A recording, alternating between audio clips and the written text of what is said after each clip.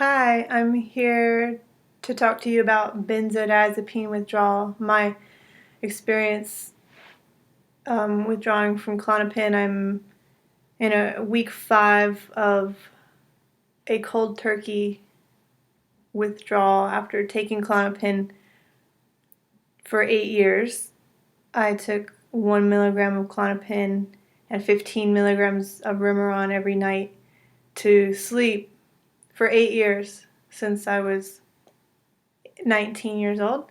I only took these drugs as prescribed, and I did get addicted to them, and I have become very sick from the withdrawal. I want to talk about the withdrawal.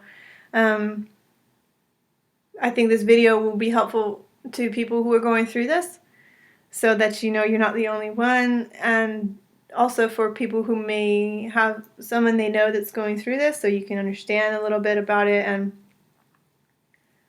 who I really want to talk to tonight is the people who I may be able to help prevent you from taking these drugs. If you're considering getting a prescription for an anxiety medicine, if you have anxiety or insomnia, and you're thinking that you might want to get a prescription for that, or maybe you've already been given one, or maybe you're already taking it, you're already on it. If you're already on it and you want to quit, I don't want to scare you, because there are safe ways to get off. Benzodiazepines, you have to taper. Same with antidepressants, you have to slowly taper off over time. I never knew that a cold turkey withdrawal would cause so much damage and trauma. So that's really important for you to know. I don't recommend a cold turkey withdrawal ever, under any circumstances. Extremely dangerous. I didn't know that. I now know that. I was risking my life majorly. I do feel very lucky to be alive. I feel like I almost lost my life in the first week of this cold turkey withdrawal. So what is it like? What am I going through? Well, I mean, where do I even start? I've gone many days, actually a couple weeks, without sleeping.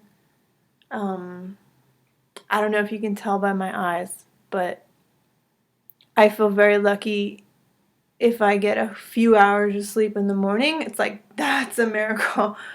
So mostly I just lay in bed, unable to move at night, and I just try to stay calm, try to keep from panicking. So the insomnia is just unbelievable, and that's what I was trying to treat in the first place. And that's what they say: when you quit taking the drug, the condition that you were trying to treat comes back worse, like way worse. Because it's like, guess what? You never healed it. You never healed it for real. You never addressed the root. You never processed the trauma. You never got help for yourself. You just took a drug to make yourself forget. And that's okay, but it's not okay. And it's not the right way to heal anything. And it can make you sick, and it can kill you. So if you're going to take these drugs, you know, you need to know certain things that the doctor is never going to tell you, because they don't even know. They don't even know what this shit is. They don't even know what it's doing to you, how it works, or how dangerous it is, and how dangerous it will be for you to try to quit. So I would like to inform you. I wanted to wait to do this video when I was feeling a little better, maybe looking a little cuter, but my conscience was bugging me, and I was like, I have to get this out tonight in case there's anybody that knows someone that's going through anxiety or insomnia that could watch this video and prevent, you know, a major trauma, if not, you know, risking their life. To say the least, it's inconvenient to go through this withdrawal. So what does it feel like? It's like, what am I feeling? I mentioned I can't sleep. I just noticed that my hair has started falling out. So that's fun. My blood pressure is really low. So that feels like there's this weight on my chest. My heart feels like really tight, and I feel like I just can't breathe, like I can't get a good breath. It's really hard to breathe. There's all this pressure and stress just like crushing down on me, and my organs, they all hurt so bad. So low blood pressure, organ pain. I just feel like I'm not getting enough oxygen or blood into my brain. It's like this throbbing, constant like throbbing in my brain and the back of my head and my neck. It just feels like really uncomfortable. I also feel extremely tired, of course. That goes without saying. Dizzy, like so dizzy that I literally can't stand up and walk across the room. Most of the time, I'm crawling on the floor. And when I am walking, I'm stumbling. It's fun to watch, I guess. Me try to stumble around. Stumbling, limping, it's very, very, very hard to walk. It's just, you feel like everything is spinning and you're falling at the same time on a good day. And on a bad day, you feel like someone is grabbing you by the shoulders and like shaking you really, really, really hard all day. It's just how you feel. And this is all due to central nervous system trauma. It's very real, it's very chemical, very physical brain damage. It's not psychological, you're not making it up, you know. So if you're going through this, it sucks. I'm sorry, I know. And like, you're a warrior and you're going to heal and you're going to be fine. And the trick is just to stay alive, literally. Like, that's all. Just don't die and, you know, keep yourself alive and eat food and drink water until it passes, because everybody says that it feels like it will never end, and it ends, and nothing makes it go faster. You just have to wait for your neurotransmitter receptors to repair and literally like regrow. Like, your brain has been broken. It's supposed to be connected and it's not. So it takes time to like reconnect all those. And this is a nervous system trauma, so it's not just your brain, it's like your whole system. So that's why you get heart problems and all kinds of muscle problems. Like, my blood vessels have, I didn't really know that this was happening. I just thought my legs stopped working. Like, they just don't work. And they feel really weak and sore and like kind of crampy and like kind of nauseous. Like, people talk about restless leg syndrome. That's how it feels. Just like you're crawling out of your skin feeling. Like, your muscles buzz with this like metallic vibrating feeling. And anyway, that's partly nervous system trauma. And then the legs being weak is actually called vasodilation. So your blood vessels are like supposed to expand and contract, and when you're in withdrawal, they expand and they stay that way, and so your blood pools and gets stuck, and that's why you have these like jello legs. What else? Dizzy. Did I mention dizzy? I've been nauseous a lot. It's just really hard to eat. I haven't been puking. A lot of people puke, so that's good. Yes. Hallucinating sometimes. Fully seeing, hearing things that aren't there. Very normal withdrawal symptom. Very, very disconcerting, to say the least. Panic and anxiety out the roof, just through the window, like all the time, constant, and for no reason. And like, it's chemical. It's your brain chemistry. Pumping too much adrenaline, too much glutamine. So you're like stuck in this fight or flight feeling of like everybody's trying to kill you, and you might, you know, have these irrational fears of stuff like your mom or you know, a dog or the river. Like, I was so scared of these trees the other day, like petrified. So that's because of your brain chemistry. You're not crazy. You took some crazy drugs and they made your brain break, and now you have to go through this while your brain heals, but it will heal and that will stop. So if you're around someone that's going through this, like, it's not going to make any sense. And you're going to think that they're just being dramatic, and they're not. This is not fun, and I couldn't make this shit up if I tried, and I'm very creative. And if you have not yet started taking these drugs and you're thinking about it, or you have recently started, or you would like to stop, just think about what I'm saying. I can't go up and down stairs. I can hardly walk most days. Sometimes when I talk, I stutter and I don't even know what the conversation is about, can't concentrate. I mean, forget driving. Are you serious? It's going to be a long time before I can operate any heavy machinery. I mean, are you willing to go through that? Are you signed up for that? Did you know that could happen? That does happen to people when they quit taking these drugs? My mom has to do everything for me. She is an angel. She's been making me food every day and helping me walk, helping me up and down the stairs, driving me everywhere. There is absolutely no way that I could have had a job or worked through this experience or taken care of a family in any way. Like, absolutely not. I feel very lucky to not have been institutionalized.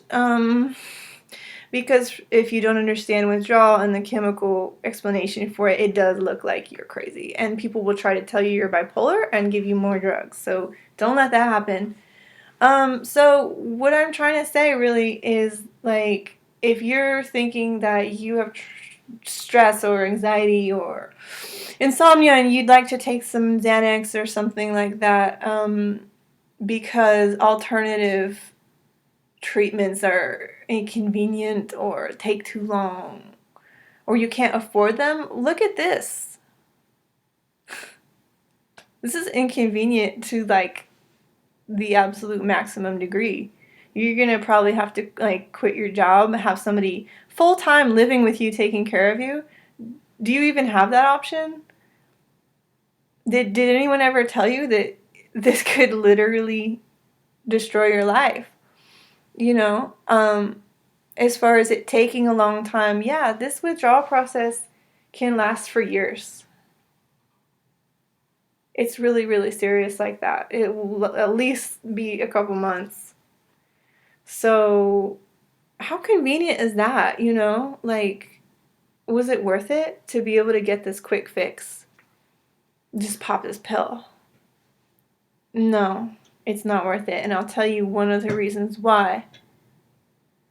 Whatever was going on in your head, in your life, before you start taking a drug like this, that leads you to think that you need this drug, is trauma. And when you take the drug, you don't heal or resolve the trauma.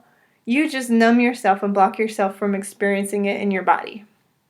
Well, all this time goes on while you're on this drug. Oh, isn't this working out really well? It's totally treating my symptoms.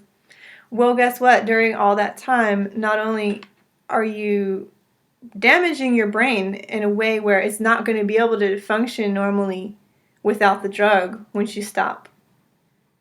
And you'll end up like me. But also, all that trauma, it's not being processed and dealt with and healed. And during the time you're taking the drug, all the trauma that you're going through on all these subconscious levels during those years, it's not just magically going away. It's like building up and accumulating. Unprocessed trauma. Okay? And then you add, like I was saying, the physical trauma that the drug is causing to your brain. And once you quit the drug, you're like in trauma city. You just have to, like, be buried with this avalanche of trauma that you didn't deal with. And it's like, guess what? Now it's time. Because it didn't go anywhere. You know, you have to heal it for real. I'm sorry. There's no shortcut. Trust me, I would have found it by now. I've been trying so desperately to get out of having to go through the hard part of healing, and there's no way. You have to go through it. So, you know, try to have a sense of humor and hang in there. And don't take drugs. And please tell everybody that you know to share this and get educated. And yeah, you don't want this. Trust me, it's not worth it. It's not worth it. And if you have anxiety or insomnia, find some kind of help. Try something different. Try anything. Try everything. You know, like move to the Caribbean. See if that helps. You might feel better if you could just swim in the ocean. Maybe that would cure your anxiety. Maybe you don't actually have anxiety. Get some therapy. Try some somatic therapy. Go visit a sensory deprivation float tank. You know, yoga, meditation. There's all these beautiful tools that we have. Google it, you know, like please, anything but the drugs. Anything but the drugs. Find some kind of exercise that you love, a church, a support group, art, a hobby. Like, I'm begging you, please don't take these drugs. Don't let anybody that you know or love take these drugs. And if you do, educate yourself about them. Understand how they work. Understand what trying to get off of them will be like. How dangerous it is. What are the side effects of these drugs? One really interesting thing that I've learned about anti-anxiety medicine is that they cause anxiety. They cause anxiety. They fuck up your nervous system. They give you anxiety. And then you need more. The doctor will say you need more drugs. So that's called tolerance. Okay? And you're going to have to just end up taking more and more and more. And do you know how many people accidentally overdose and die from these drugs? They're very dangerous.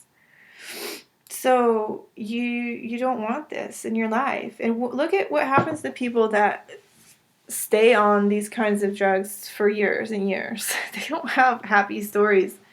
These people lose their families, their jobs, their homes. You know? It's worse than heroin. It's worse than heroin. The withdrawal is way longer, way more intense. There's nothing that compares, and no one will ever tell you. No one will ever warn you. Nobody warned me. I had no idea. I had no clue what I was doing to myself and how hard it would be to quit. So I'm hoping that it'll get easier soon.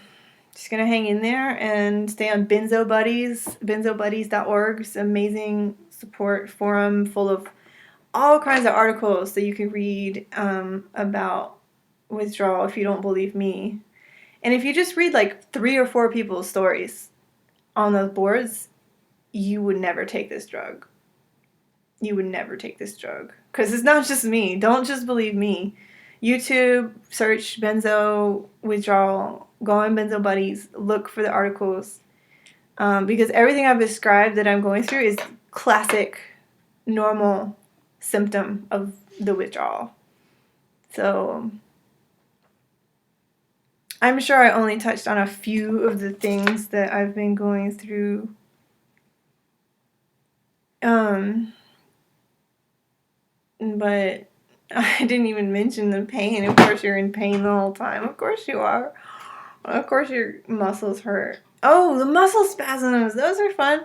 So yeah, you will be twitching a lot. It's not really that cute. Like, you will be spazzing and twitching like nobody's business, and especially at night, and that will keep you awake. So just when you're like finally able to drift off to sleep, you'll go like that and it'll wake you up.